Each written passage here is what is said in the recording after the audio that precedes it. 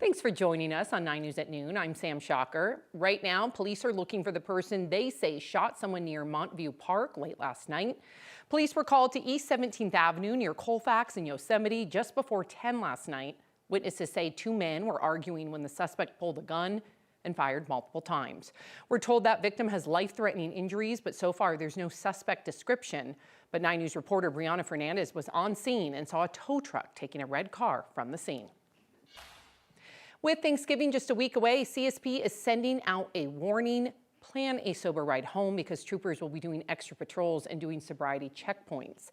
The enforcement period involving CSP, nearly 70 local agencies, starts today and runs through December 3rd.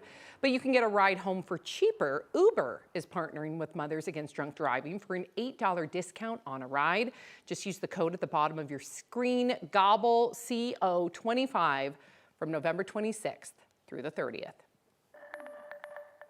New this hour, the NTSB is releasing images of the engine separating from the UPS plane that crashed in Louisville, Kentucky, killing 14 people earlier this month.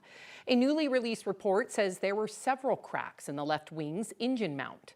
The crash left a half-a-mile-long fiery debris field. The NTSB expects to issue a final report detailing the probable causes of the crash in 18 to 24 months. We'll take a look at this. Ooh, beautiful snow finally fell in southern Colorado. People in the Sangre de Cristo mountain area woke up to it this morning. Of course, we're still waiting on some here in the metro. Keely Chalmers. We're waiting on it here in the metro, yeah. Keely, as if you're responsible. But do you think we have any chance tomorrow for some snow? You know, it doesn't look like for the metro area we'll get some snow, possibly a little bit of a mix the closer you get to, say, Boulder, the foothills. But we do have a chance in our 7-day forecast. We're going to talk about that coming up. We have some colder weather moving in, some colder air, and we get a little bit of moisture. There is a chance for some accumulating low-level snow, again, in our 7-day forecast, not until next week. Let's talk about today, where we will be getting snow up in the high country, I-70 corridor at the Eisenhower-Johnson tunnels this afternoon. Current temperatures were in the 40s across the plains, 30s and 40s in the mountains. Live radar tracking the snow moving through the southern mountains and the foothills right now. Some scattered snow showers across the western slope and the rain moving up across the eastern plains. We're actually going to get some impressive rainfall totals across the eastern plains. Woodland Park now, West Creek seeing some snow as it moves into Perry Creek, as well as Meeker along Highway 13. And again, we're going to continue to track this moisture moving up into our area. For the metro area, Denver, 53 degrees, that's our forecast high. We are expecting showers moving in after about 2 o'clock. We'll reach our high at 2 o'clock and we'll start to see those showers. But as you can see, no snowflakes in the hour by hour. But again, as I mentioned, we do have a snowflake in our 7-day graphic. I'll let you know where that is coming up in your complete forecast in just a bit. Keely, thank you. CDOT needs to replace its broken avalanche mitigation system at the base of Loveland Pass, but the agency is asking for $2 million to do it. The system, called Gaze X, uses compressed gas to cause snow slides, which then prevent avalanches, but CDOT wants to stop using it because the steel tubes, called gas blasters, are unreliable and a high risk of catastrophic failure. As a backup, CDOT uses what it calls an avalauncher, which shoots artillery shells from the back of a truck. However, that's also a safety risk. 2 workers were hurt in 2014. It's people out in the elements, so it's a safety issue for my team and the maintenance teams that are also helping us close the road and do that kind of stuff. A commission will decide later today whether to grant the $2 million to replace the current system with remote-controlled explosives.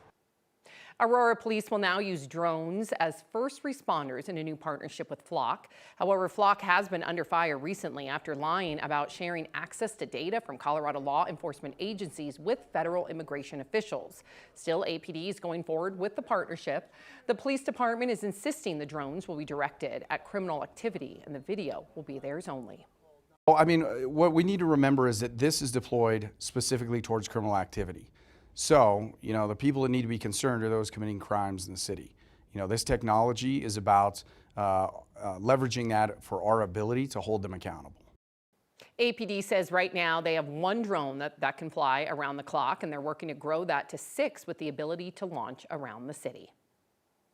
Colorado lottery players, a big change is coming. For the first time, you'll be able to buy a lottery ticket with a credit card instead of cash. Yesterday, the Colorado Lottery Commission okayed using credit cards and buying tickets online. But Democratic State Senator Jeff Bridges and 24 other lawmakers, half of them Republicans, don't want these changes. Bridges argues credit card purchases could get people into more trouble than they can afford. I think this is horrible for the people of Colorado that we have made it even easier for them to lose money at a time when affordability is the #1 concern here, especially at a time when what we hear from Coloradans is that life is unaffordable. Convenience store and gas stations, which usually make a lot of money on in-person ticket sales, also oppose the rule. Normally, new rules like this go through legislative review, but because it was okayed after an October 31st deadline, lawmakers won't get to review it until early 2027. Even though lawmakers can't review the changes until 2027, they will still go into effect right away. Santa Fe and Mineral is finally getting some much-needed fixes. It's one of Littleton's most congested intersections, seeing up to 90,000 cars a day, and traffic is expected to nearly double by 2040. So to get ahead of that growth, crews are building a new quadrant roadway in the southwest corner of that intersection. It is designed to remove left turns from the intersection and reroute them to a separate road.